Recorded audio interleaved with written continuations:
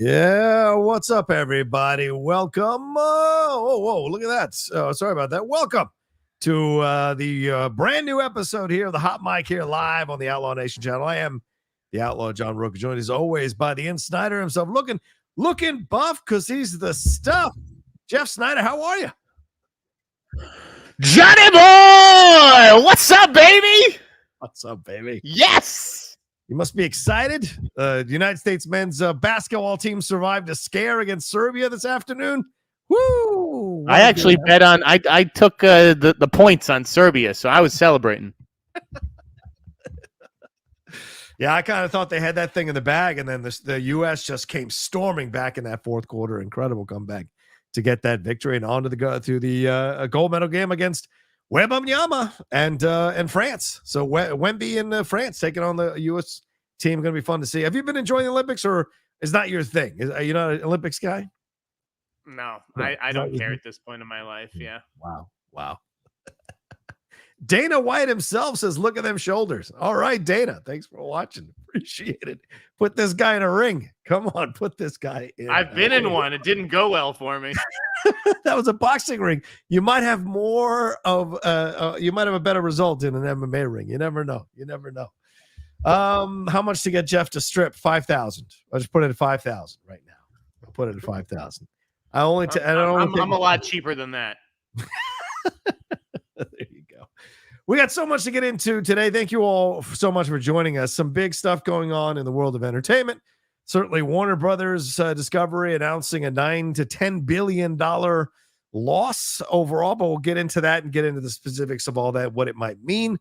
Certainly, Jeff wrote in his most recent edition of the Snyder, if you guys don't have it, he got into what's going on with Wolves, this film here with Bradley Pitt and George Clooney. Yes.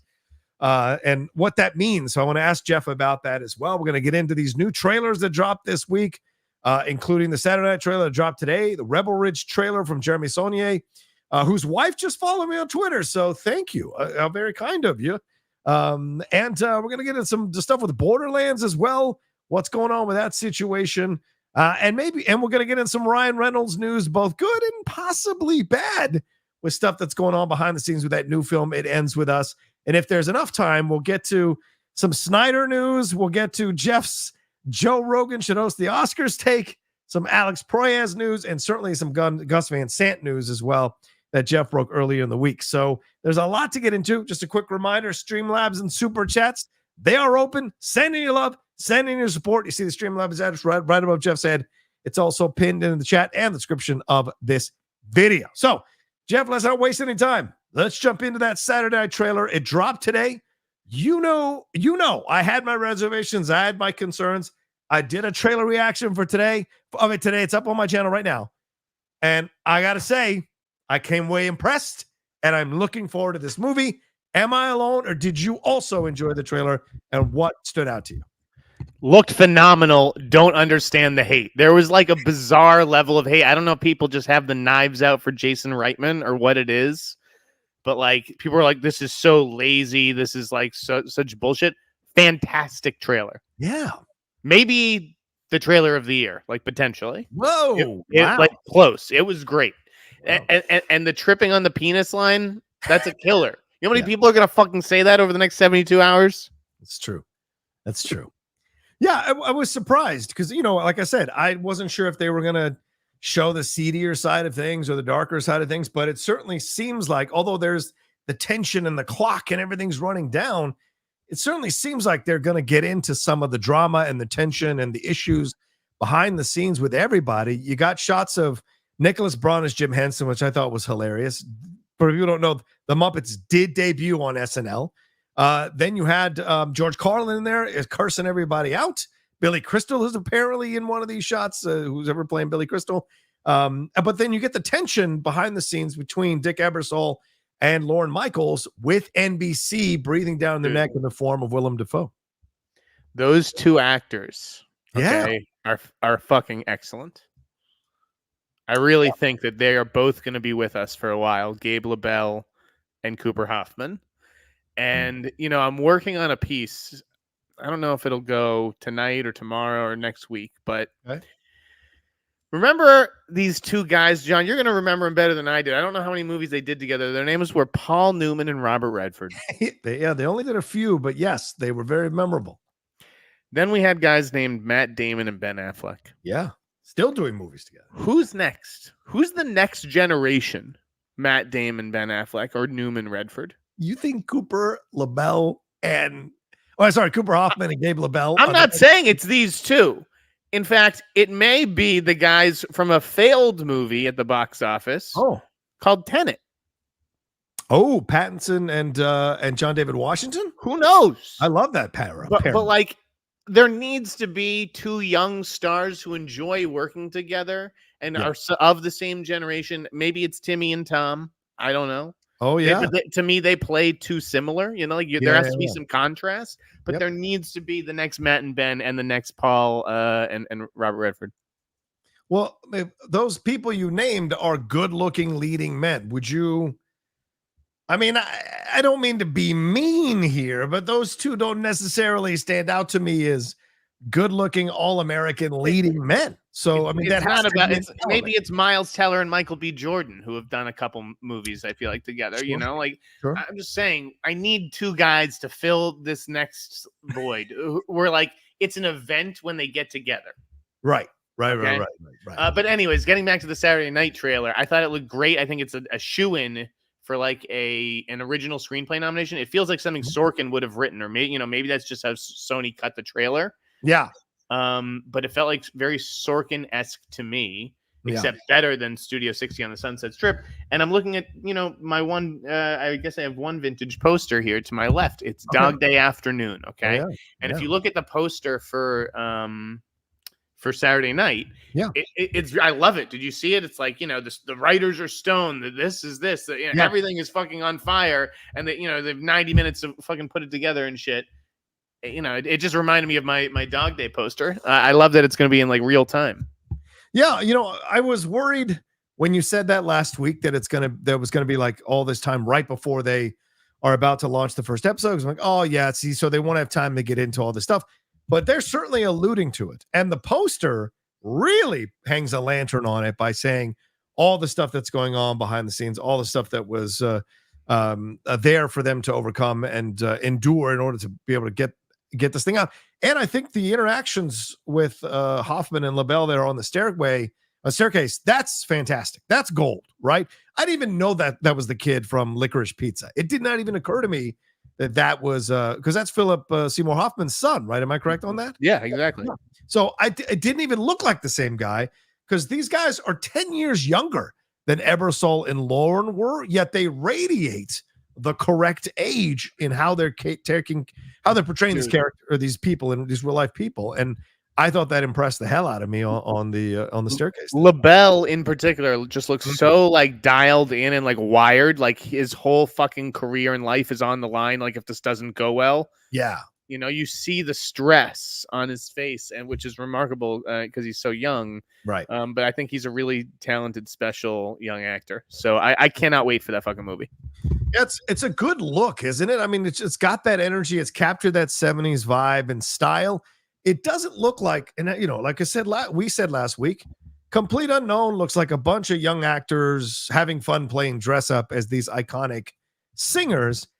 These people look like they're really bringing out the characters and also making them the real life characters and also making them their own in how they're portraying them. But we didn't hear a word from Belushi. I think Matt Wood is the name of the actor who's playing Belushi. Yet his presence and his energy, without saying a word, was all over those scenes. And I love the Andy Kaufman shots. I mean, just the fact that they're doing this kind of stuff and really addressing everything around it. Chevy was obviously, I mean, I thought Corey Michael Smith, who was from May December, totally stole the trailer. He got all the best lines as Chevy. Like, oh, this is an ensemble? It was just, it encapsulated that's Chevy Chase in one line. And that's how you cut a trailer. So I don't understand the criticisms of this trailer, this project. I cannot wait to see it.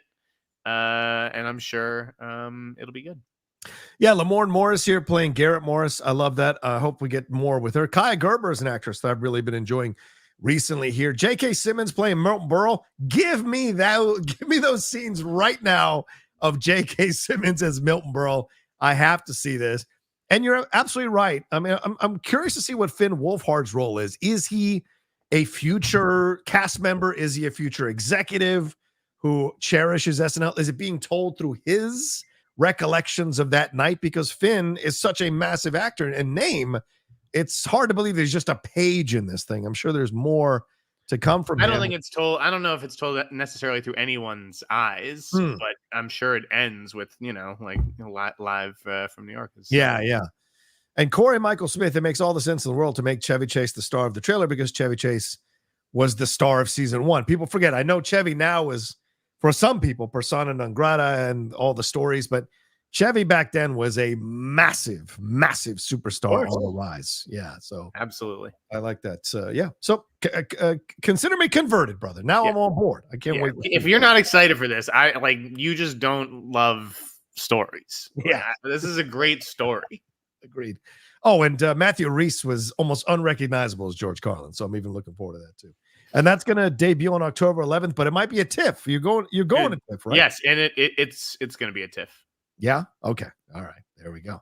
All right. Let's move on to something that's maybe a little less exciting, and that's Borderlands, brother. Borderlands is getting some terrible reviews here, Jeff. 8% on the critic score, 67% on the audience score so far. Last I checked, about 20 minutes ago. Here are some samples. IGN says Borderlands is an abysmal waste of a beloved franchise that takes a kooky band of murderous misfits and drains the life out of their first adventure together. Discussing his film, says the fans deserve a lot better than whatever director Eli Roth is trying to do with Borderlands. This is the video game moving curse at his worst. This is written by Craig Mason, who did Chernobyl and The Last of Us, but people are speculating on Twitter that Eli Roth came in, made some tweaks, and Eli Roth, who's not the best writer, maybe messed this thing up. Jeff, I know you probably don't want to lose your contact with Eli Roth, but I got to ask you, man, I mean, should we be done with Eli Roth directed and written movies, for fuck's sake? The track record is terrible. No, what? I mean, Thanksgiving just, did well for TriStar. Not a good movie. Don't lie. I didn't particularly love Thanksgiving either. It has moments, right? It had some cool kills. That the beginning sequence was cool, the Black Friday sequence, but I loved Hostel and I liked Cabin Fever. I do think that Eli has some talent, but he's kind of been reaching, right? I think that he wants to maybe be a little bit more than what he is known for, and that's why you've seen these bigger budgeted films. Whether it's, hey, I'm going to try it with the house with a clock on its walls, which turned out okay. Yeah, it was fine. Yes, I agree. Yeah. And then he did another one after that also had a decent budget. What was that one? I'm forgetting. Are you thinking Finn? Is that the one you're thinking? Or Death Wish, his remake of Death? No, there was another one I'm forgetting. But Knock Knock and Green Inferno were other ones that he did. Yeah, I like Green Inferno and Knock Knock, even though I didn't love it when I saw it at Sundance. I've since rewatched it with people, and that's a not bad movie. I don't think Eli Roth is a bad director at all. I just think he bit off more than he could chew here. Okay. I mean, you got a hell of a cast. Do you think it's the miscasting of this too? Like a lot of people thought Kevin Hart was the wrong person for that role for Roland. I mean, Jamie Lee, Edgar Ramirez, Kate Blanchett. This is a good cast. Ariana Greenblatt. These are good actors. Jack Black. Gina Gershon's in this. Kevin was a little miscast, I mean, but it's an action comedy, and it's like, well, how do you not cast, Kevin Hart if you're casting a comedy? But it does feel like almost like his Die Hard character. Right. Where it's like, it's hard to take seriously given the world and the stakes and everything. But listen, okay, this movie is expensive. Yes. And that's because, they had to heavily reshoot it, right? With Tim Miller. Tim Miller came in and basically reshot most of it. Yeah. So it costs more than it really should. But they clearly spent some money. The production design's not bad. And the movie's an hour and 42 minutes. It moves. It's not like one of these 2.5 hour movies where you're just get me the hell out of here. But yeah, it's not terribly successful. So do you think maybe he's going to go back to mid-budget horror films, or do you think he's going to keep trying to reach? I think that Eli needs to go back to his sweet spot. Yes. Yeah. Okay. I think $120 million, video game like action movie, that's a little beyond his grasp. This would normally end most directors' careers, right? Like a big budget like this and smashing. If he was a first-time director, maybe like a guy like who Carl Eric Rinch or whatever, who did 47 Ronin, 47 Ronin, right? Yeah. If you don't have like a brand or hits behind you, if you make a movie like this, you may disappear overnight. You're in witness protection, but Eli will bounce back because he does still have a name and it does still count for something with the certain amount of people, right? With a certain group of people. Sorry, not amount, but the certain group of people, and that's horror people.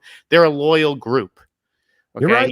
But there's not enough of them to show up to support a movie with $120 million budget, especially one that's not a horror. Right. I mean, I think that's a part of it as well, So honestly, because Greenblatt was okay, and I like Florian. Montanel. Yeah, that's right. Yeah. Honestly, like the thing that we're all sort of not talking about is Say like Blanchett is very, very miscast. I felt like it was, for me, it was just like she's a great actress. Yeah, damn right she is. She's not a fun actress. This movie needed a fun actress. Although she's fun in Bandits. The Bandits? No. Come on, she's fun in that movie. If you're using Bandits to defend her, like her casting in this, I think that's a stretch. Oh no, I'm not defending it. I think I know. But I think her and Kevin Hart were miscast in the roles. I don't think of her as very fun. She's just like too serious, and even like the voiceover here. Yeah. Okay, fair point. I mean, didn't she have fun in the Thor movie? She was kind of fun as an evil person in the Thor movie, but I hear your point. So, all right, well, we'll see what happens. I haven't seen this thing. God, I imagine I'm going to drag myself to an afternoon screening of it, but I'm not looking forward to it for sure. All right, let's see what else we can jump into here. Keep the Streamlabs and Super Chats coming in, ladies and gentlemen. We're definitely going to be talking about those. Well, let's move on. Let's move on to Soderbergh. So speaking of Cate Blanchett, Soderbergh's Presence trailer. There wasn't much here, Jeff. So I don't even know why you release a trailer like this that just basically says Presence from the guy who did all these movies. Well, what's the fucking point? It's a teaser. It doesn't tease anything. It doesn't tease. It teases. We have a movie from Steven Soderbergh, the new movie coming in January. I could have seen that on Google. Jeff. I get it. Again, for me, the thing about this is just the inclusion of Unsane among all these other movies that are like undeniably good. And like, I get it. Unsane, it's a genre movie. This is a genre movie. It's a good comp, but right. You're talking about like really, really good movies from Soderbergh, and that just does not belong. He shot it on an iPhone, Jeff. That was the big thing. He shot it on an iPhone. So shot a bunch of things on iPhones. All right, so nothing in that one. We'll see what's coming when that one comes out, but I'm looking forward to it. Him and Blanchett, that's going to work. But let's get to that Jeremy Saulnier trailer, man. Rebel Ridge. How about this one, man? As we said, the director of The Green Room and also Blue Ruin. But this trailer looked pretty badass here with Aaron Pierre starring in it, who replaced John Boyega about a month into the initial production shoot of this movie. He is from the Underground Railroad. He's going to be in Mufasa, the Lion King, the voice of Mufasa, I think.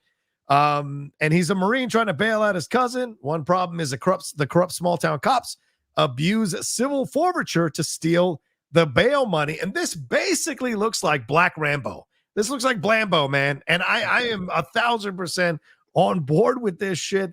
The comparisons make a lot of sense. Plus, the fact that we're more aware of how cops have treated certain members of the African community, certain cops have treated certain members of the African community and all of that, Colin Kaepernick was kneeling for and all people are talking about. There's an element of this here that really does evoke First Blood, which is a commentary on how America was treating Vietnam veterans. So I thought there was a lot of really cool stuff in this.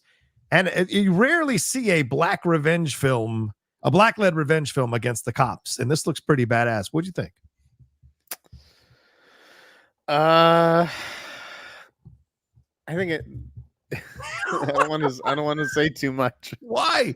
I may have caught a screening of this movie. Whoa. but so I can't say anything, but Okay. it What'd was you okay. think of the trailer? You know, I think it's okay. It's like it's a fun B movie, right? Okay. You saw there's a scene right where he breaks someone's what is it, their arm or Yeah. something in the Yeah. trailer. It's that kind of like limb snapping, like Jack. You know, I called it Black Reacher, right? Yeah. Bleacher. Yeah, exactly. Bleacher, Black Reacher. I like. I do like Aaron Pierre. I think that he is a star in the making. Hell yeah. And you know, Saulnier is a good director, but I think that this is among his weaker efforts. I have to say. Wow. I won't take your opinion until I see it. I'm looking forward to it. It's just around the corner, man. September 6th, less than a month away. This one coming out. It's had a rough go of it, this movie. I mean, the fact that it turned out as well as it did, I think, you know, is a testament to Jeremy. But yeah, it definitely had a rough go of it with the Boyega of it all. Like, you know, they came back to shoot this movie a bunch of times. Yeah, the film was shot 2 years ago. There were pandemic delays, as Jeff is kind of referring to. John Boyega exited he claimed family issues, but it was kind of mysterious circumstances on why it he was was leaving. Creative differences. Yeah. But then the production resumed and concluded in summer of 2022. So yeah, I mean, the trailer itself which is what I'm talking about. It looks exciting and fun, and I haven't seen the movie, so hopefully I'll get a chance to see that one a little early. I mean, I'll tell you though, it's a very real problem, right? Where cops pull people over and then do the cash seizures. Yes. And it's not, you know, it's not life and death money like it is here, where like the stakes are high and that money he really needs it. Sometimes it's just like a few $100. Yeah. Right. But like these people really need that money. And it's like, oh, if you want it, well, it's going to take a ton of time and you may even have to hire a lawyer to get it. Like, yes. And so people just forfeit it, and it's fucking crazy. So it's you know, it's a fun premise to see somebody fight back. Yeah, and if you guys want to hear about a little bit more about how bad civil forfeiture is becoming in this country, watch John Oliver's piece on it from his show on HBO. It's pretty enlightening, man. But and just horrible to see that kind of shit happening. You're supposed to protect and serve, not protect and steal, and that's a situation there with the police, certain members of the police. I got the sense that Boyega, you know, didn't care for a lot of like the racial stuff in this movie, which is ironic considering how vocal he's been about racial stuff since Star Wars. So I wonder why he'd want to talk, have an issue with it. I did see a couple of comments about Anna Sophia Robb's Southern accent that isn't quite good. Would you have agreed with that? I'm not. No comment. All right. But no, I just feel like if you are a rich celebrity, right, you probably would think of it like, well, if I did have this problem, I would go through the proper channels, and then you know, I would not take revenge like the character in Rebel Ridge does, maybe. But a lot of people would have no choice. Yeah, because they're not rich celebrities, right? Well, let's wrap up the first block by talking about can we talk about the lead story you have in your newsletter tonight, or do you want to leave that for just the people who subscribe to it? No, what the Wolf stuff? Yeah, the Wolves. Let's talk about it. I'm happy to talk about it. Yesterday, Deadline announced that Apple, this is your article, would pivot on Wolves, the George Clooney Brad Pitt movie that had been slated to open in wide release on September 20th, but will now open only in select theaters before streaming on Apple TV Plus the following week on September 27th. And this will come after its premiere at the Venice Film Festival. They also announced that John Watts will return to write, direct, and produce a sequel that will bring back Clooney and Pitt's. You're gonna read the whole fucking thing, John? Jesus Christ, what are you doing here? Just laying the groundwork for what we're talking. So you said you caught a faint whiff of BS in the story. Please explain what you mean by this. I mean, as soon as that story dropped, listen, I'm a film reporter, so it takes a film reporter who knows how to do favors for people to recognize when another reporter is doing a favor for someone. And this, like, literally on its face, it made no sense. This story, right? It was like, hey, we're making a sequel to Wolves, okay? And we're making a sequel to Wolves, but as for Wolves itself, you're only going to be able to see it for a week in theaters before it's streaming on Apple. Yeah. Okay. And that is because I'm told it's not so much about like the money that Apple has been losing on these movies. And make no mistake, they've been losing money yeah. on these movies. A lot. Yes. Right? It's not so much about the money as it is the negative headlines that come with it. Mhm. Right? Because Apple can't stand negative PR. That's what they're just like, oh, well, then why are we doing this? Like, if we make movies for a modest amount, right? Because it's not even like they have like this huge subscriber base to satiate. Like nobody is watching. They have like almost no market share. Like it's kind of like embarrassing. It's not because they don't make good. It's not because they don't make good shit. They make like high quality shit. Yeah. And they take a lot fewer swings, obviously. Like I have a much higher batting average, I would say, than the other streamers. But the fact is, people are watching Netflix and Amazon, and they're not really watching Apple. And so Apple's like, well, then why the fuck are we spending $250 million making fucking Killers of the Flower Moon and Napoleon and Argyle and all these fucking movies, right? Yeah, yeah. I don't even think I brought up fucking Argyle in the goddamn story. But so like after publishing.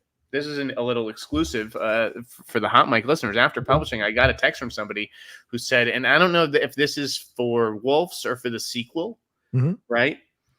But either way, they said Pitt and Clooney with like starring and producing for $45 million a piece. I don't know if that's for this new film, like the original, or for the sequel. I'll get clarity on that, but $45 million a piece. Bruh, that's RDJ money for MCU. That's what I'm saying. 90 million just for your top two actors? To put it in theaters for a week. Oh my God. The last time that they were in a movie together starring, it made over $300 million, and that was in 2007 money, like Dave Ehrlich pointed out. Like, yeah, but they're not 2007 type of. I get that, but at the same time, like, still Pitt and Clooney together. Like, you can't get people to if you can't get people to theaters for them playing like fixers. And I've heard the movie's good. Yeah. So I also understand the realities of the marketplace, but like, this just felt like such an abrupt like admission that hey, this is not working out right now. That Apple. So do you think they're going to adult like original non-IP movies? Yeah, I mean, less adults are going to the theater. So this, I mean, look at what was it? The Ticket to Paradise, right? That's Clooney and Roberts. 10 years ago, 2007, 15 years ago, 17 years ago. That's bankable money. Yeah, that's a $300, $400, $500 million. I get it. Movie. Now that movie made 168 total on a $60 million budget. And so technically a profit, but not a big one. But if that's the case, then John, then why are you spending $45 million a piece on Pitt and Clooney? Yeah, I wonder. I don't understand the logic of that. I really don't. Like that's $90 million. You could make 3. You should be able to make 3 movies for that. Yeah.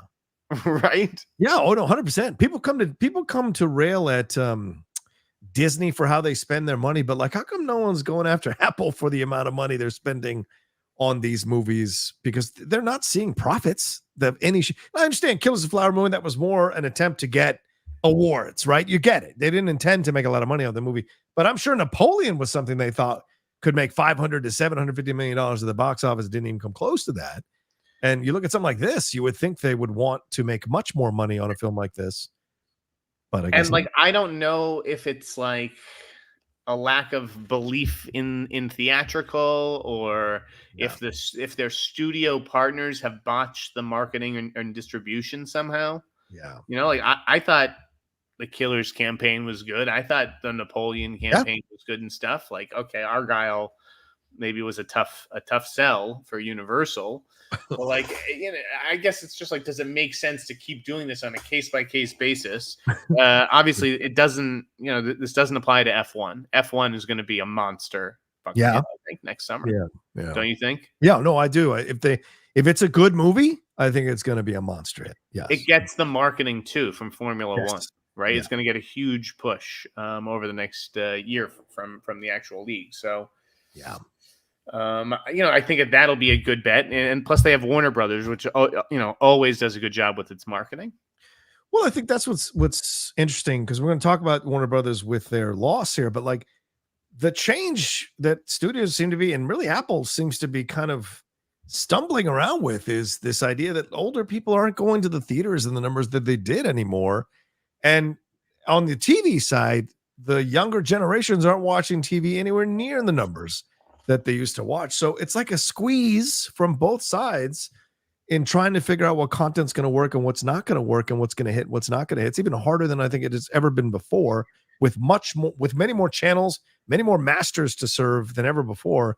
And so you look at something like this, you don't understand the logic of it. 45 men. It's almost like they're the government, and this is a contractor charging you $350 for a toilet seat. You know what I'm saying? It's Sure. that kind of thing. It's, to me, it's just I don't know. You look at their big bets, and almost none of them have really worked, and that includes Masters of the Air. Yes, right. Right.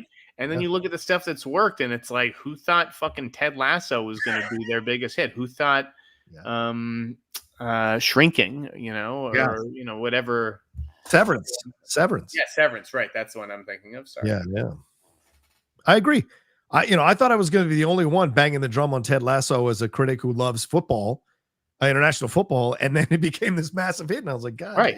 And so to me, it's like, invest in more of those and take some flyers on some fucking weird shit, because you never know what's going to become the next Ted Lasso.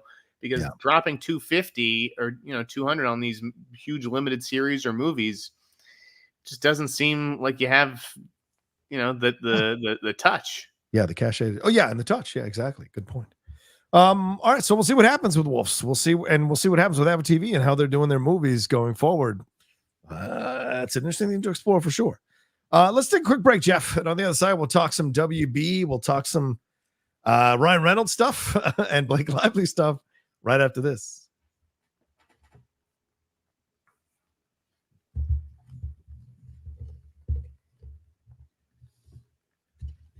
All right, let's get into the stuff with Warner Brothers here. You were talking about the marketing here. Jeff, I know you don't like to go too knee deep on the numbers and all this kind of stuff. It can irritate you at times, but what's your thoughts on this Warner Brothers Discovery announcing now that it took a $9 billion write down, could be close to $10 billion by the time with the it's called a goodwill charge. The write down was triggered in response to the difference between market capitalization and book value, continued softness in the U.S. linear advertising market, and they're losing the NBA rights, which was a massive part of this, and they're suing the NBA to try to get the rights back. But Zaslav said, they're in a bit of a pickle, and he made excuses and reasons for why this is going on. But what are your thoughts on this, Jeff? There have been rumors about WB going up for sale. We're about to have Superman premiering in a few months here next year, but are they in trouble? Big trouble? Or is this just a blip in the screen as they're getting better?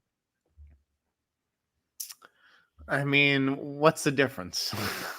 Well, one means what's 9 billion versus 10 billion? What's 20 billion versus 30 billion? It's all fucking paper money. And at the end of the day, David Zaslav gets $400 million a year and gets to sleep in a pile of money. That's right? true. It's not like he's like, oh my God, I just lost $9 billion. Like, like I joked in the newsletter, I didn't see him at McDonald's last night. I didn't run into him there. He's still going out to nice restaurants. So that's fine. But I mean, the studio itself, isn't this a bad harbinger for the studio itself? I mean, the numbers are going down. The price share on the stock is down. Yeah, and they've lost money on a number of distribution fell 9% to 2.6 billion. It's all about TV, right? They basically lost $9 billion in TV, but Paramount lost $6 billion today. So it's just like linear TV is down across the board, and the more that invested you are in it, the bigger hit that you took. Yeah. But a lot of people are like, well, he canceled this, he did this, like, who gives a shit? Like, the Boomerang streaming service. When's the last time you turned that thing on? Yeah. Like, these are smart cuts and necessary cuts. And we were living in a time of great abundance. Yes. And that time is over. And it had to be, because all it's done is rack up this debt. It's not like it's just David Zaslav who's just like racking up the debt. It's the fact that we, the people of America, are not watching the Boomerang streaming service. Yeah. So we're in this together. I don't know. You keep messing around with the stock price, that it starts to put you on notice. Like, I feel like it starts to put you on notice. And by the way, he's making $49 million a year. He's not making $400 million. Maybe you know something about his stocks or whatever that he's Didn't making. he just make $250 million like last year or something? Well, that was part of investments and buyouts and all this kind of stuff and pieces of certain things. But like $49 million is his salary. But like they're breaking things up from what I can see here. Like they're going to break things up into separate services. Essentially, it looks like they're going to create channels with the Warner Brothers content. Does that make any sense in how they're approaching it? I thought we were done with TV. You know what I'm saying? No, they're going back to it because they realize that's the best model. They're like, we totally fucked it up. Why do we do that? Yeah. Yeah. Everything's going back to the model that there used to be in Windows and all this shit because they realize that's how you run a business, not the way tech has been doing it. Yeah. Yeah, it's weird because you even see Disney Plus trying to adapt to this thing. They're going to create, quote, continuous playlists, separating into separate sections, seasonal content, preschool collection, epic story, throwbacks, real Keep life. watching. Just keep the TV on. Burn out the battery. Continuous playlist. You'll never have to change the channel. Dude, like it's fucking scary.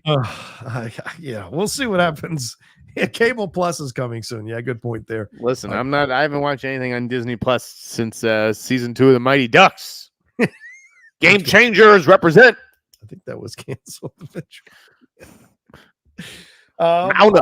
So we'll keep tabs on that, but certainly it doesn't bode well for a lot of linear TV. And where's this all going?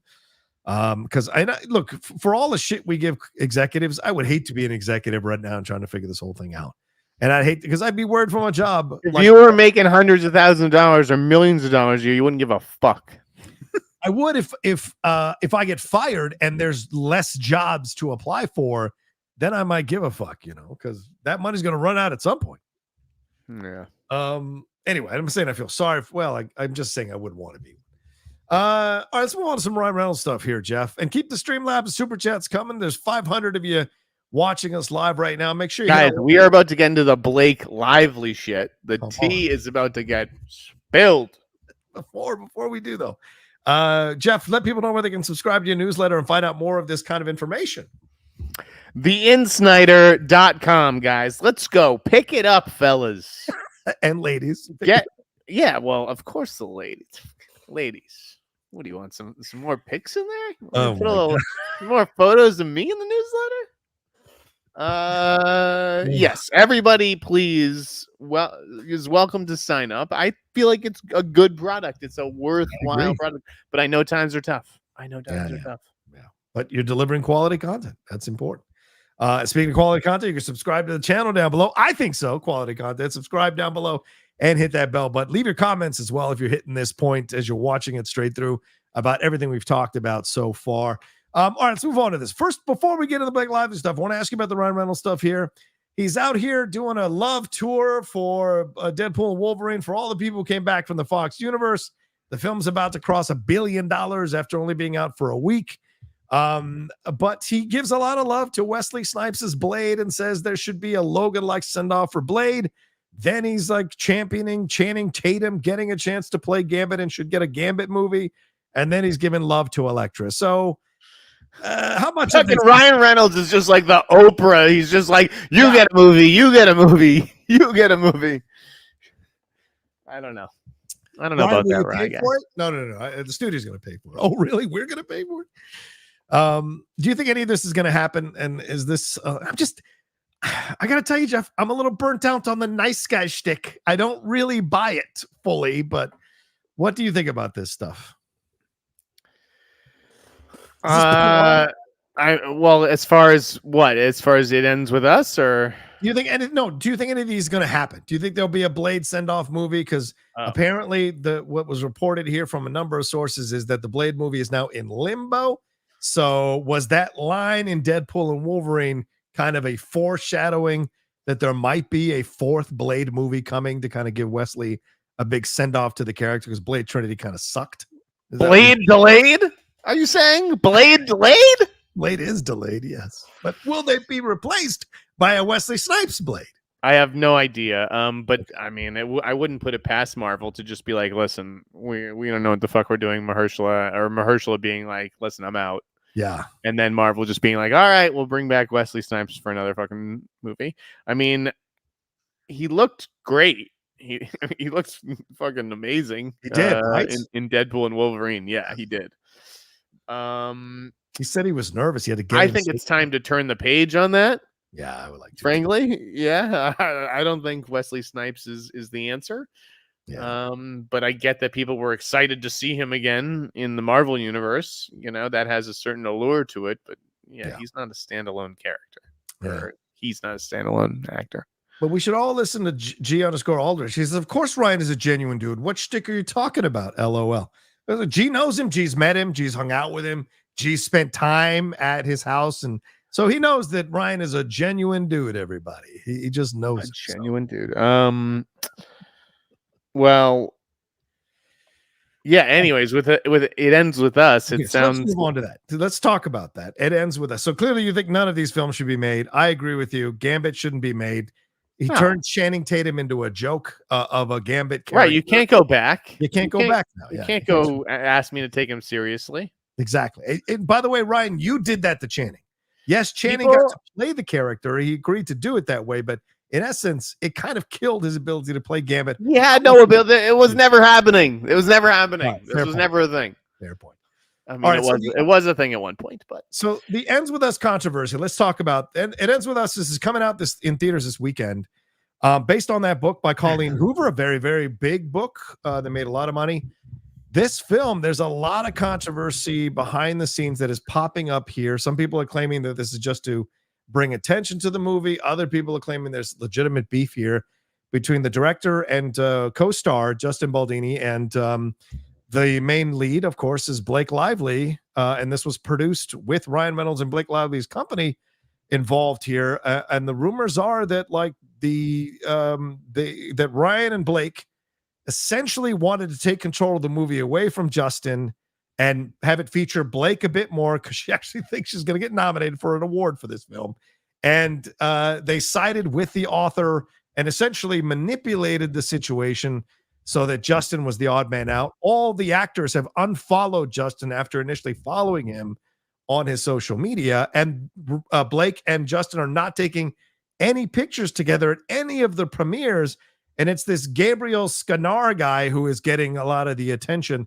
By the way, this is a film about domestic violence and the danger of domestic violence and the specific details and minutia of what can go on in a relationship with domestic violence. None of that is coming through in any of the promotion other than what Justin is doing. So, Jeff, what are your thoughts on all this? You wrote about it in the newsletter. Give us your 411, man. Yeah, I mean, I was told a bunch of stuff off the record that I cannot share. Ooh, you tell me off the record later. Sure, I can tell you after the show off the record. But it wasn't pretty. And yeah, I mean, you know, like I said in the newsletter, I don't think that Justin Baldoni has done anything wrong. Yeah, I don't think so either. It does sound like, you know, certain egos were involved here, right? Yeah. With Blake and with Ryan, and they were competing cuts, and Justin's cut actually tested better, but you know, they ended up using Blake's cut because, you know, they buddied up to Colleen Hoover, who was, you know, really calling the shots, right? Because the studios want to be back in business with her. So yeah, it's a tricky one because I've never seen like a whole cast just like do it so publicly. Like they'd kind of kept a lid on it for a while, and then everything spilled out into public at the premiere based on how everybody was like not so subtly acting.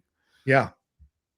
Including Jenny Slate, who refused to straight up answer a question when she was asked about working with Justin Baldoni. Went on to some weird tangent about, I was a writer and an actress and I like this and I couldn't do that. And it's all to just distract from the situation.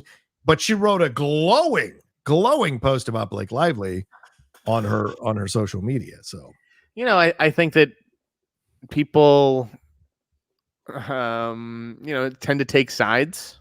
Yeah.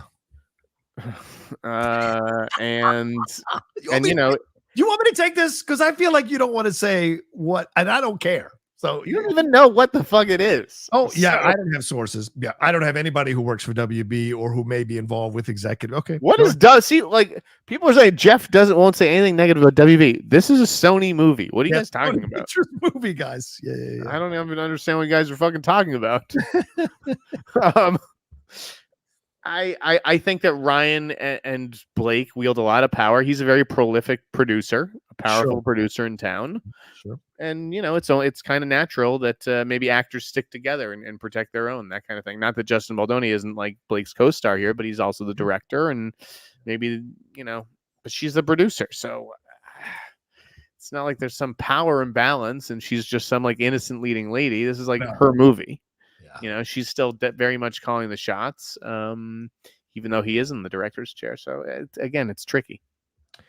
Yeah, at the premiere, she took pictures with everyone else except Justin. And then Didn't take a photo with me though. Probably won't after this report, but and then the promotion, they did a thing with Ryan Reynolds quizzing Brandon Sklenar. If you guys have seen it, the 4 minutes, and everyone's, oh, yes, King, yes, King, yes, King. And it's like, this is a film about domestic violence.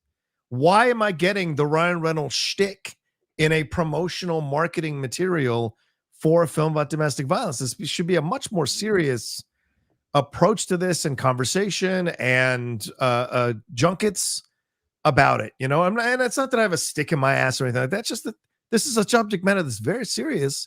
A lot of people, millions of people deal with it every day. Why are we making room for the Ryan Reynolds comedy shtick when this should be a much more serious conversation going on about this movie?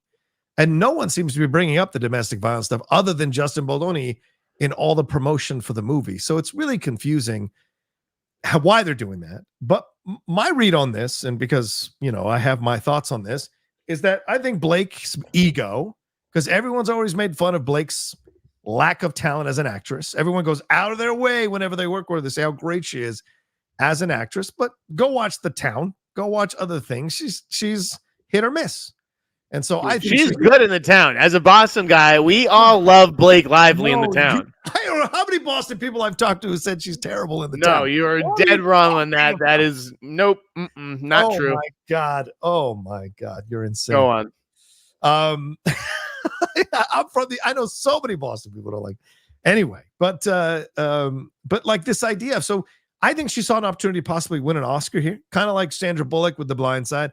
And so she maybe took over the movie so that it focused more on showcasing her journey than the more complicated things that are explored in Colleen Hoover's book about this relationship and how this woman, which is based on her parents, stayed with a man who had physically abused her to co-parent a child. That's a really interesting independent movie approach to a relationship that challenges us as a viewer. And it feels like this is more of an empowering Yas Queen cut. And apparently she was, and some of the rumors are that she angled in this direction because she wants to direct the sequels to this movie because, of course, Colleen Hoover wrote other books in the series. So it's a fascinating power play. Remember this? I mean, Ryan has a history with Tim Miller. There is a history of issues with directors and what have you. So 100%. And that was also Ryan bringing in his own editor on Deadpool. Right. Yeah. So that's what these stars do, right? They're gonna say, "Oh, I want to find the cut that makes me look the best." Yeah. So like that's not exactly the way my source put it. At least for like the drama behind the scenes, right? Like the casts don't like not take photos with their directors because the director clashed with the actors in the editing room, right? Like that happens on a lot of movies, I feel like. Yeah. It's just weird that you're doing a film about domestic violence and here you have drama going on. And there's even like their PR machine is so strong. And look, don't get it twisted. These are two pretty people, man, Ryan and Blake. It's tough to go against two pretty people in this world. And everyone wants to think they're these sweethearts, but behind the scenes, they could be pretty ruthless. And from what I've heard from a couple of people, that Free Guy film was an absolute and utter mess with a lot of drama behind the scenes. And so, there's these things that Ryan does. So, but then again, you can't argue with Ryan's results, can you? I mean, Wrexham is a massive hit. Welcome to Wrexham. He's a billionaire, Ryan Reynolds. A billionaire, right? Mint Mobile. So you Right, can't. and so he doesn't behave probably like a typical actor then, John, right? Yeah. I guess, 'cause you don't hear this shit about Clooney. You never hear this shit about Clooney or Pitt, really, other than obviously what happened on the plane, which is a kind of he said, she said situation. But like, I mean, Ryan Reynolds is not involved with this movie, though. the production company is his production company is absolutely him and his Is it? wife's production company is absolutely involved with this movie. Yes. They apparently came in together and muscled him out. That's what the rumors, that's what people are saying. They came in and muscled Justin to the side, got in with Colleen, and they essentially kind of forced him out. And that's why they've. This is a maximum effort movie, or this is you're saying that they have a separate production company together. Yes. What? Which one are you saying? The second one. The second one. That they have a separate production company. Yeah. So. Okay. Because I don't think this is a maximum effort. No. It's a different situation there. Okay, well then maybe I'm wrong there. But because to me, I was just like surprised he would be involved in any decision making regarding this movie, other than just like, okay, his wife is the star and he's a star, and so he's gonna have some say, Yeah. I thought that was the only official connection. Ryan is the Canadian Will Smith.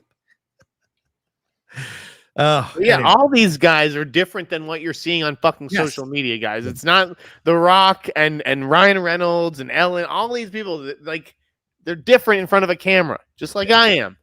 Yeah.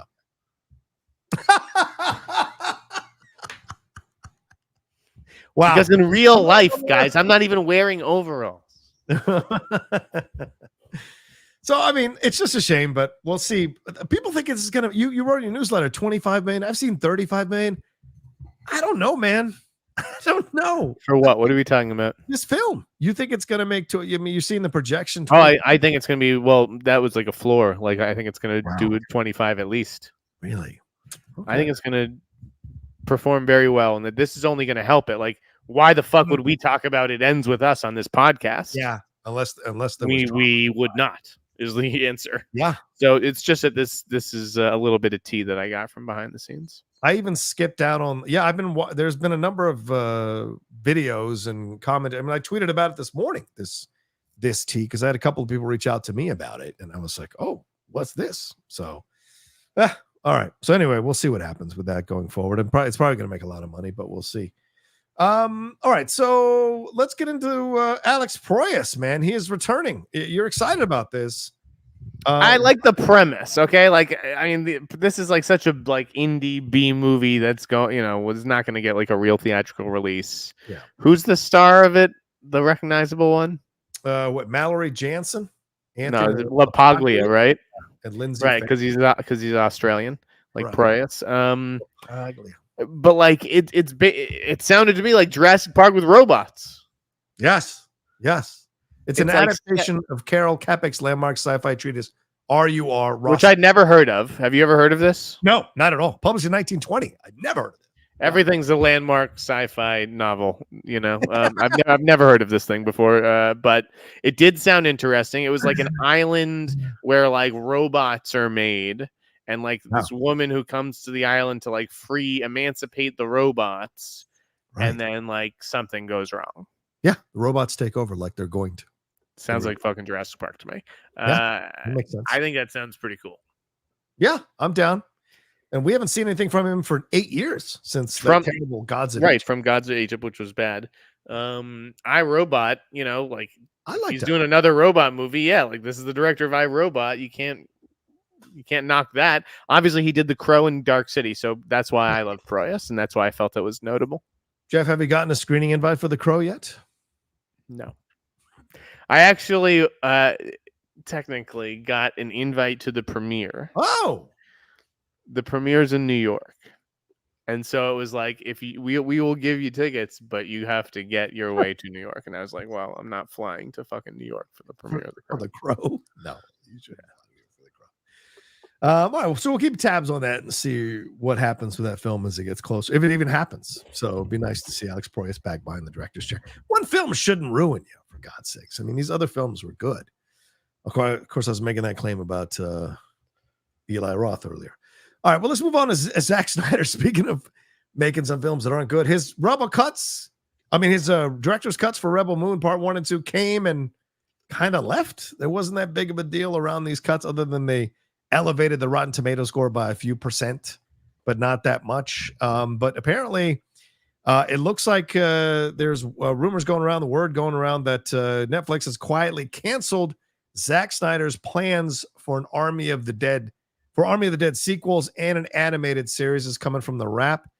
But Snyder's producer says it isn't, quote, entirely dead, as there will be a themed experience coming to Six Flags theme parks in Halloween. So I don't know. Army of the Dead was really good. The sequel or the prequel, whatever that was kind of okay. But do you think this is because those Rebel Moon films absolutely crashed and burned that Netflix is like extricating themselves from the Snyder relationship? I missed all of that. I need that again. What were you doing? I'm just give it to me again, okay? I'll explain after. Just fucking give it to me again. All right, fine. Do you think Netflix is extricating themselves from this Zack Snyder relationship because of the Rebel Moon films crashing and burning? Because they looks like they're quietly not going to do any of these Army of the Dead sequels or animated series, and the only thing they seem to be doing, according to Snyder's producer here, is a themed experience at Six Flags.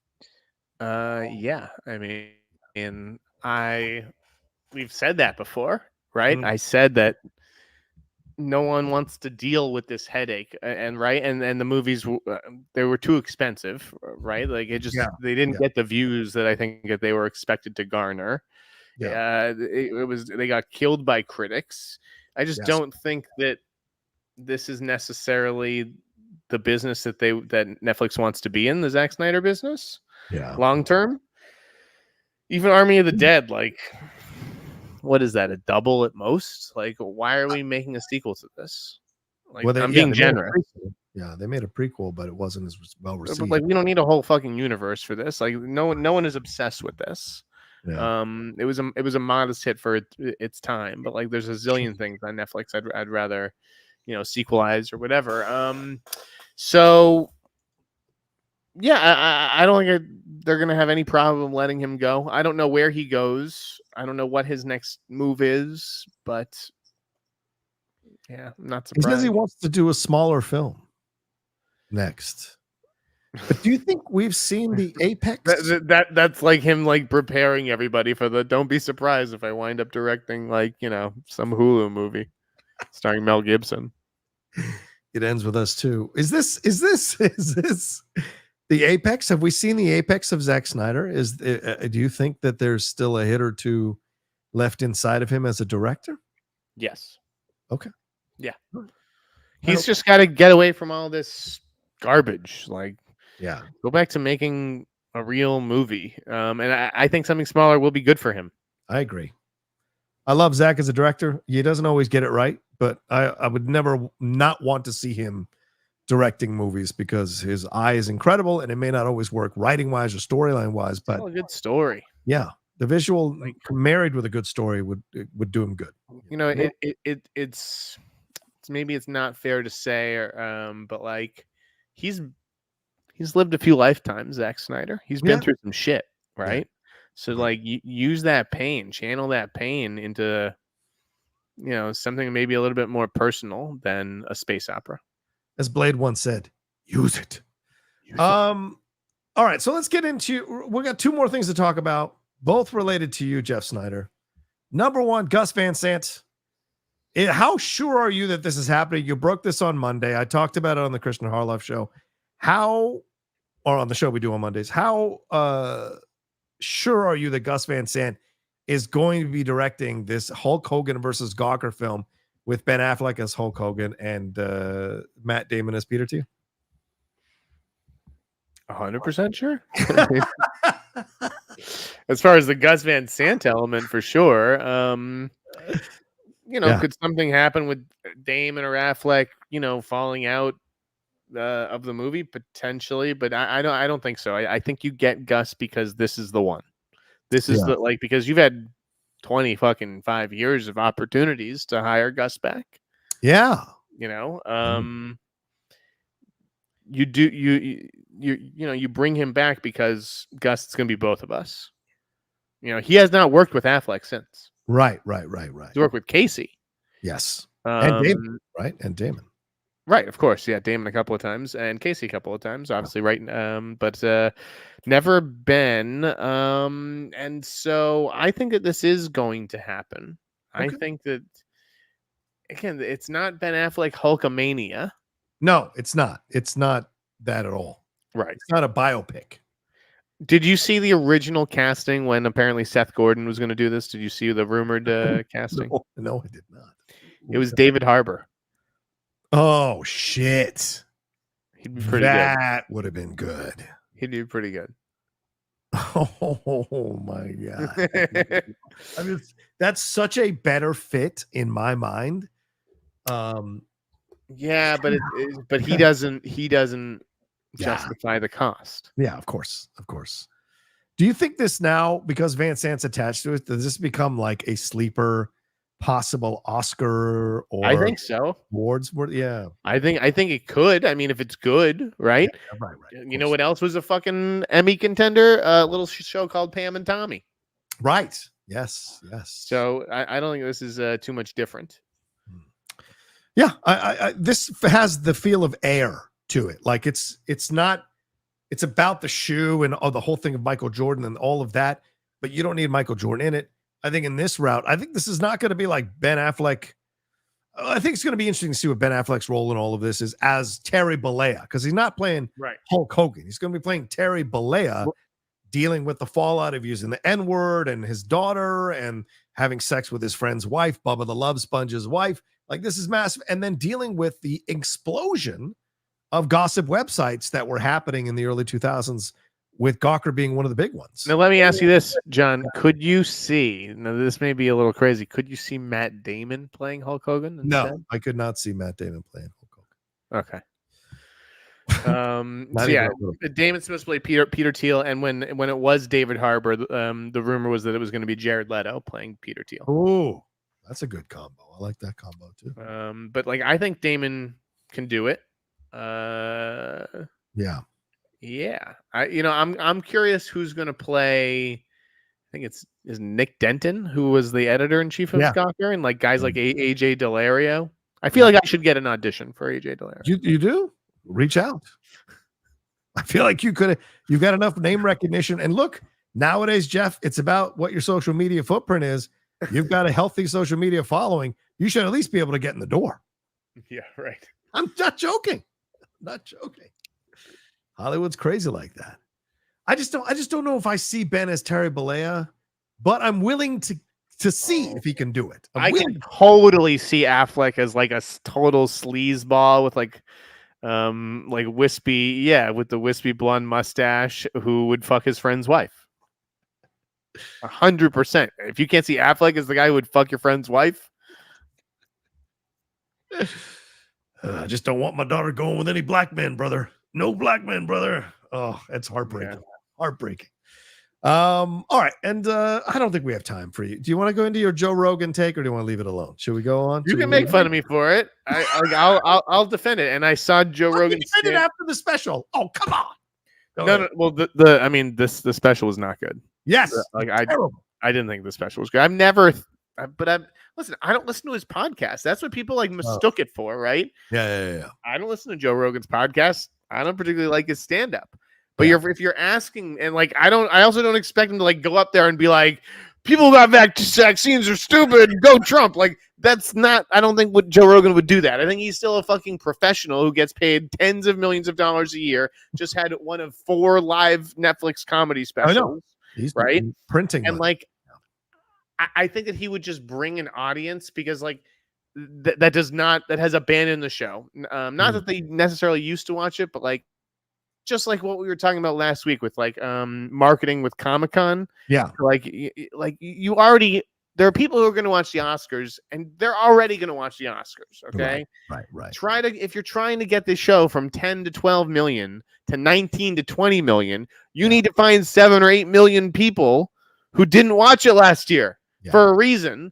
And what that reason was, and can you address it with a host like Joe Rogan who could take the piss out of Hollywood, right, and bring it down a level, which is what people kind of want to see at the Oscars, I get that he doesn't have the class element though. Like you do have to do it with a little bit of class, like Ricky Gervais does, right? And that's the art, and that's why Ricky Gervais is such a brilliant host. And maybe Joe Rogan, maybe he's not capable of it, but for people to just immediately dismiss it because I said, oh, Joe Rogan should get a job. It's like this guy is the voice, the biggest voice in radio or in podcasting basically, and that is where the new hosts are coming from. Like that is the new comedy is podcasting, and totally defensible take. Okay, all right, fair point. Yeah, I just think there's no way they would ever bring, because as you said, the class factor is so important. But I see your logic in that. Look, if you want to bring people over who have abandoned it, they'll tune in just to see if Rogan is going to make fun, if Rogan is going to poke his eye in the Hollywood machine, because most people that follow him love that aspect of his personality, is that he's willing to poke. And he's an RFK Jr. supporter, not a Trump supporter, so he wouldn't bring that up. But whatever the fuck he is. See, that's the thing. I don't even know. Yeah, I know. I'm just clarifying. So that kind of stuff. So yeah, I see your point, but I thought I was like, "This is ridiculous." I just saw people like melting down, right? It was like, guys, like it got you upset. Like it did its job. It was clickbait. Yeah. Right. And that's the whole point of columns like that. I said in the piece, like if you're an executive at the Academy and you brought up Joe Rogan's name, they'd probably show you the fucking door right there. That was a great line. I remember that was very funny. Because you're right. Because you're 100% right. All right. Well, let's take another break and then we'll get into some Streamlabs and Super Chats, as that's the end of the news part of the show. We'll be right back right after this.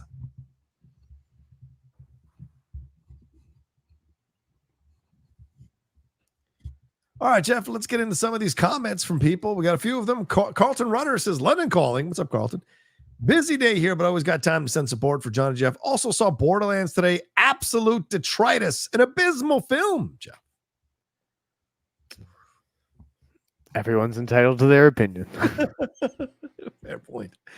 Sean Petersol says, honest opinions based off industry rumors and gut feelings. What do you guys think will become of WB? Yeah, Jeff, any further speculation on the future of WB at this point? Yeah, I mean, they paid down $20 billion of their debt. So they sell to Universal. Yeah. All right. I'll go with Jeff. Max Law says, is there a Christmas movie trend since the holdovers? This year, David Gordon Green has Nutcrackers. Michael Cera's Christmas in Miller's Point and Dominic Sessa's joined Oh What Fun. Are Christmas films becoming more prestigious, Jeff? I don't know. I wasn't even sure Nutcrackers was a Christmas movie. I guess I wasn't aware of that. Christmas in Miller's Point seems like a real like indie movie. Yeah, I wouldn't sweat that one too much. And Oh What Fun, yeah, I mean that's a big fun holiday movie that Amazon's mounting with Showalter and Michelle Pfeiffer. I don't know that they're necessarily becoming more prestigious. Yeah. But people are going back to the basics, and people want to be entertained, and I think that these kinds of holiday movies do have a certain replay value, particularly on streaming. That keeps them going. Speaking of, you mentioned Michelle Pfeiffer. I meant to bring this up earlier. Let's talk about this real quick. It's official. She will star and executive produce in a Yellowstone spinoff series titled The Madison. What are your thoughts on this, Jeff? I think you kind of had your finger on this. Now it's official. This follows a New York City family in the Madison River Valley of central Montana. The series is a heartfelt study of grief and the human connection. Does this show you the continuing power of Taylor Sheridan in knowing how to pick these? And how amazing is it that he's picking these really well-known stars to come Shelley in? Fife. Yeah. Yes. Michelle Pfeiffer, Kurt Russell. I think that's a great pairing for, a show, just like Harrison Ford and Helen Mirren. Yes. Right. Yeah. I think it'll be cool. I don't really plan to watch it because as much as I love all the Taylor Sheridan stuff that I've seen. Yeah. It's like it's too much for me to do Yellowstone. There are too many spin-offs and all this stuff. It's like a whole universe that I don't really want to step foot in. But I've liked everything else that I've seen, and I don't doubt that this is very good as well. Yeah, I like his. Although I haven't seen 1883 or 1923, I haven't seen either one of those. The other three, John. Do you watch the other three? Yellowstone, I couldn't get past the second season. It's so soap opera. Do you watch Mayor of Kingstown? Yes, that I love. That show I'm not caught up on, but I love that Do show. you watch Tulsa King? Yes, I like Tulsa King. That was a fun And film. do you watch Lioness? I haven't watched Lioness yet. Watch season 1 of Lioness. Okay. I like Taylor. Don't get me wrong. I just think Yellowstone became so soapy, I couldn't deal with it anymore. Max Lothal says, is there any beef between A24 and Neon, or is it just friendly competition? Sean Baker recently jumped ship to make Anora at Neon, and Longlegs director Oz Perkins says he has no interest in watching films such as Pearl and Maxine. Jeff. I think that they're different companies that have different brands, right? Okay. It's they do different kind of things. You don't think the nerds are fighting? You don't think so? I think that there is a friendly competition. Obviously, they're competing for, but like, I think A24 has greater aspirations, right? A24 wants to evolve and become the next sort of thing, right? Yeah, but like Oz Perkins, like I don't think that Oz Perkins saying that is so much about like Neon versus A24 as it is Oz Perkins, is maybe a little bit outspoken and candid. Okay. Like it's rare for filmmakers to shit talk other movies. Not that he did. It's not like he saw those movies and then said that they sucked. Right. He's just like, he has no interest in watching them. Maybe he's seen Ty West's other stuff and didn't like it. I don't know. Yeah. There you go. Max Sloth says, will Snyder be attending TIFF this year? I think we answered that. Yes. I think so, Max. I think so. The stars are aligning. Saying any upcoming indie films that you're excited for? I mean, the film I'm like, there's a couple of movies I'm very excited for. Terrifier 3 is an indie movie. Oh my God. Terrifier 3 is going to fucking rule. The Platform 2. Oh, really? That's technically a Netflix movie, so not very indie, but like, it's a little movie. I love The Platform. I think it's one of the best movies that's on the Netflix service. So if you haven't seen it, check it out. I'm definitely psyched for that sequel. I think Mark Riley loved that movie too. So yeah. There's Queer also. I am looking forward to Queer, the Daniel Craig movie. Okay.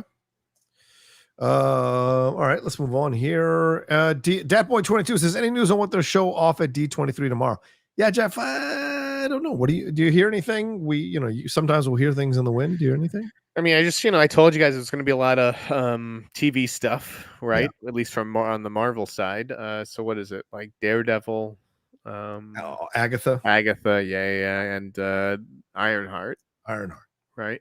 If it's happening, yeah, I think it's happening. Okay. Other than that, I'm sure there'll be. Like, what kind of Star Wars stuff could we possibly get? The Skeleton Crew trailer tomorrow. Rumors, and they confirmed that there will be 3 movies in 2026 and 2027, which would be interesting with how they handle that. I wonder if they'll, confirm what I reported tonight about John Watts. Which is, that he'd signed a first look deal with Disney. Wow. That's what I'm hearing. Okay. I hear that they have big plans for him. Huge. Damage Turtle says, hi from Boston. Love the show and newsletter. And Blake Lively did not do a good Boston accent. Thank you, Damage. I appreciate it. Thank you, Damage. John Lee says, if anyone is looking to fill the Succession void, I suggest watching Industry on HBO. Season 3 is coming out this Sunday. Great writing and acting. Yeah, I haven't seen this, but the trailer looked good. I watched the trailer randomly the other day. Have you seen this? This is, one of those shows that everyone says is good and everyone tells me to watch. I just don't think it's for me. Okay. Like Succession.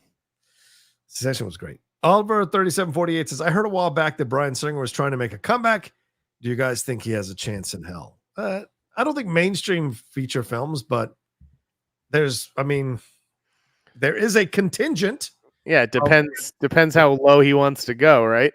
He could direct the next Gina Carano film, for God's sakes, right? Kind of interesting, though, that with all the love for the Fox universe and Deadpool and Wolverine, that Bryan Singer's name went unmentioned. Conspicuously absent, huh? Can you believe it? Matt Sinister McCall, Beth Snyder, Toy Story 5 will star Chucky and Megan. Have you heard of Beth Snyder? It's your rival person. I've never heard of Beth Snyder's. This is legit, or you guys pulling my leg? Yeah, the Matt Sinister McCall has created your alternate reality sister, who breaks scoops that are insane and untrue, but funny. Toy Story 5 will star Chucky and Megan. That's what he's saying. Yeah. All right, Good one. any word yet on who they want to cast in Lanterns? I haven't heard anything. Jeff, you heard anything? No, but I saw someone in the chat say Aaron Pierre would be a good choice, and I agree. Ooh, yes, I do agree with that. I like that idea. GE_Ulrich says, sorry about my sarcastic shtick. Just kidding earlier, Sir John. Oh, okay. Thank you, Ulrich. Appreciate you cleaning that up. Ewok says, any more movie drafts coming up? Can John beat Jeff in a horror movie draft? Yes, I can. Can Jeff beat John in a Western movie draft? He might. Let's make it happen. I kind of like this idea. Maybe down the road when there's not a lot of things to talk about, we can do a horror. I mean, it's about to get real slow, like dog days of August. So yeah, we might have to create that. Oliver 3740 says, any word on that on what Matthew Vaughn is currently working on? Also, why do you think all of his movies after the first Kingsman have not been great? Well, isn't X-Men First Class after Kingsman, or is that not after Kingsman? I don't think so. Okay. I was watching Layer Cake the other night just randomly. Good movie. Yeah. Where's that guy? Where is that Matthew Vaughn? Have we lost him, Jeff? Have we lost that Matthew Vaughn? No, but Okay. I think that's what he needs to get back to. So that, to answer the question, yeah, he got away from like telling a good story, and it became all about like, oh, how can I wow someone visually? What's a sequence that is going to put Jaws on the floor and they're never going to forget? And I think it's just like, dude, go back to the basics. Like, what he needs to do is a movie like Widows. Ooh, that's a good choice. I'd like to see like Matthew Vaughn's like a real like dark crime thriller. Like I forget. Is there a director on the Danny Ryan movies that Austin Butler's doing? I don't know. Yeah, I don't know. At Sony, but that would be an interesting teaming, right?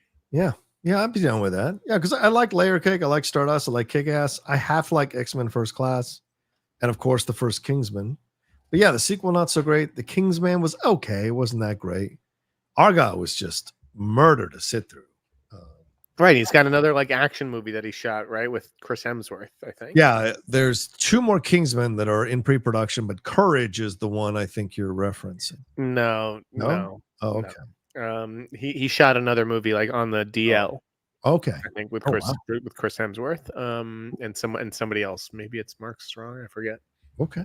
But again, I just want to see him do something that's a little bit more serious and edgy, almost like an early Joe Carnahan movie. Yeah, I think he's become obsessed with the Kingsman stuff. It's distracting from other things. Luis Feliciano said, any updates or scoops on the untitled Ocean's 11 prequel film? Oh, is that the Margot Robbie one set like Europe and shit? Yeah, I don't like it. Yeah, I haven't heard anything about it, but I don't like the idea. I agree. Mike Joyce says, is The Instigators any good? I haven't watched it yet. Jeff, did you watch it or no? What's it? I think it's available tonight. Yeah. I don't know if we got a early, get on the Apple screeners. No, I didn't. I doubt I will. Ewok says, any news on the Mount Everest movie with Edmund Hillary and Tenzing Norgay starring Tom Hiddleston? Apple bought it at Cannes, but no news since. I haven't heard anything. Jeff, have you? No. Yeah, I haven't heard anything either. Sorry. A lot of those projects get announced at the markets and stuff to try to raise international financing. Sure. Right? They're selling off territories, and if they get enough, then they'll go make a movie. But yeah, no, I haven't heard anything about that one. All right, Philly 19057 says, any new plot details on the upcoming Scream movie and any guesses on who the killers might be? Yeah, you guys want to know the killers in Scream 7? Like, what is wrong with you? What is wrong with you? Subscribe to his newsletter. Do you like movies? Do you like scary movies? Do you like movies? And don't go looking for the ending of them 2 years before they come out. That's a good point. The Nelson twins versus the Olsen twins. Personally, I don't see F1 being a big hit. Rush was a good F1 movie, but wasn't a box office hit, unless you see Brad Pitt's F1 being this generation's Days of Thunder. Well, first of all, I think this film looks way better than Days of Thunder. No disrespect to the late, great Tony Scott. And this is a different approach than Rush. I mean, Rush is telling the true story of these two racers back in the 60s or 70s. This is telling a modern day story, and F1 is much huger, much bigger rather than it was back then. So, and you've got Pitt here, and the trailer looks excellent. So, yeah, I think it's got a real chance of being a big hit. Jeff, F1 should be $1 billion movie. Wow, really? I don't think it's $1.5 billion like Top Gun. Right. Because it doesn't have the Top Gun, brand that's been building for 30 years. And to be honest, Brad has never been that big, like World War Z is kind of like the exception. Yeah. He hasn't been the biggest draw. He's been a great movie star. Hasn't always been the biggest draw at the box. Right. That's a fair. I think $1 billion is generous, a little generous, but like it's a good goal and it's a possibility for this movie. It's gonna be fucking huge. Yeah. And don't get it twisted.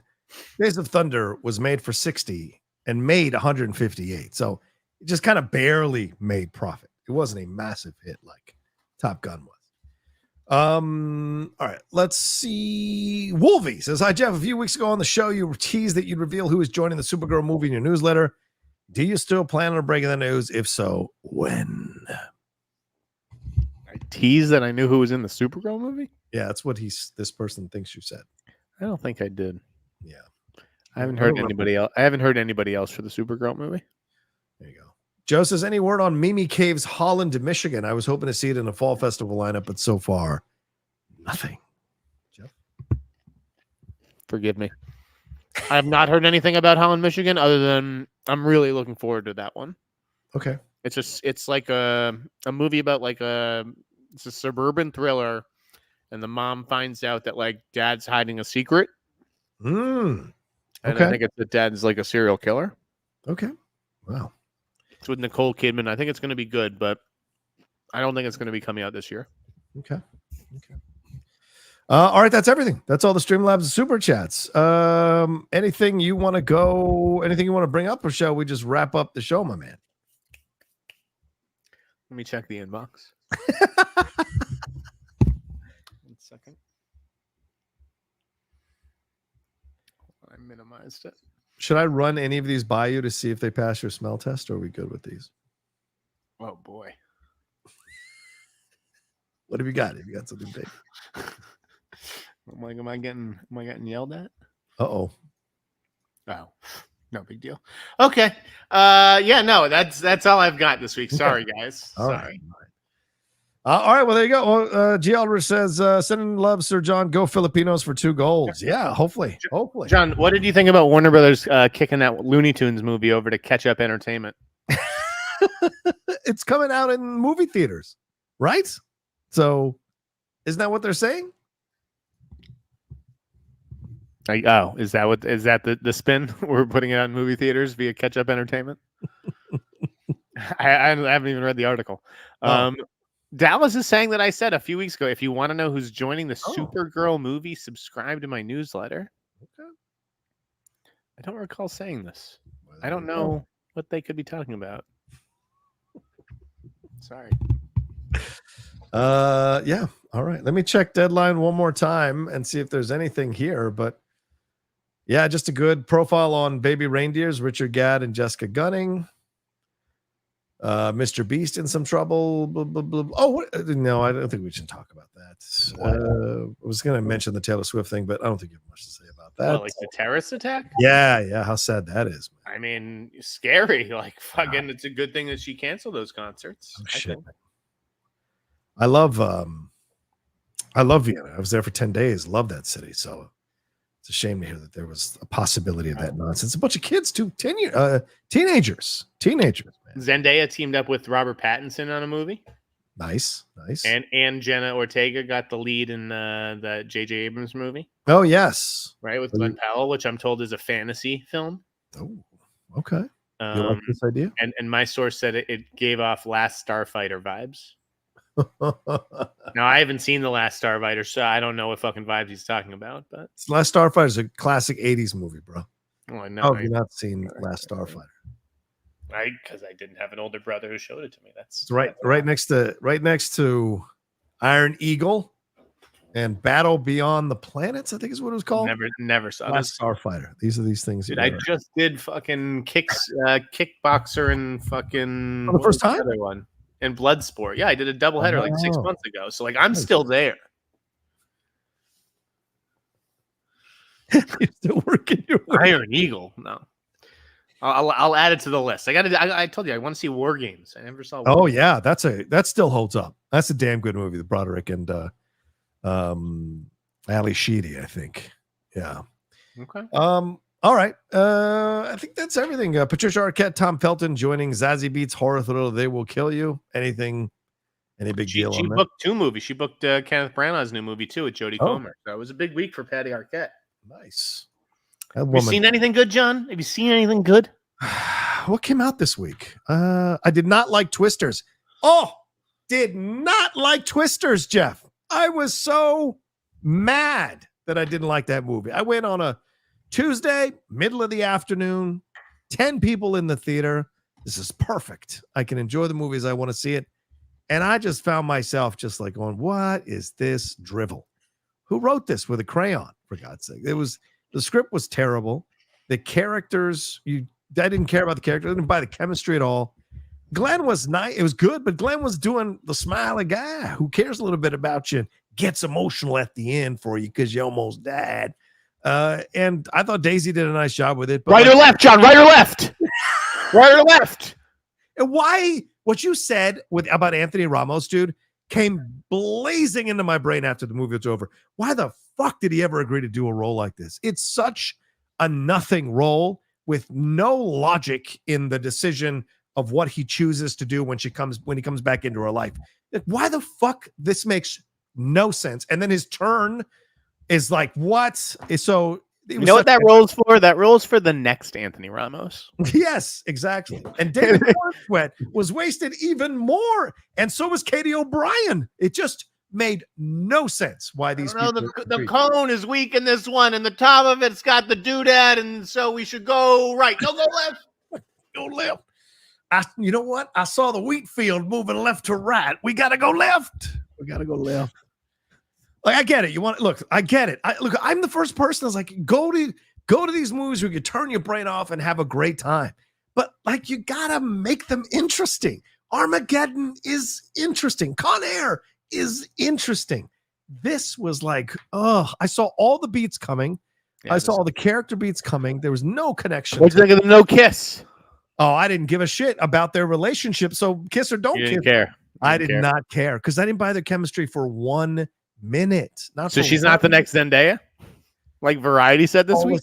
Listen. Daisy is a fucking damn good actress. Under the Banner of Heaven. If you haven't seen that series, she is stellar in that series.